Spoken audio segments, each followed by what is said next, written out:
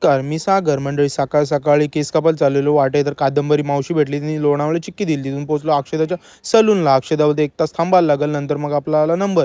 केस वगैरे कापले आणि घरी आलो. घरी आलो तर मम्मी बोलते मच्छी आणायला जायचं. मग गेलो पिरांनी देवाचं मच्छी आणला.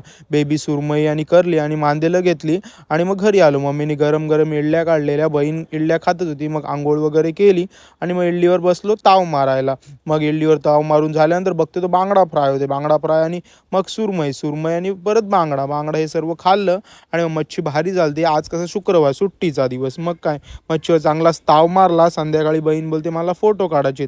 मग राजला घेतला आणि फोटोशूटला. राज बोलते मीच तुमचे फोटो काढतो. मग काय काढ बोलू. मग घरी आलो आणि मग राज बोलते अमोलकांची गाडी रेसरला गेली तिकडे जाऊया. मग काय येताना बोलते मीच रस्ता दाखवतो. मग आलो घरी.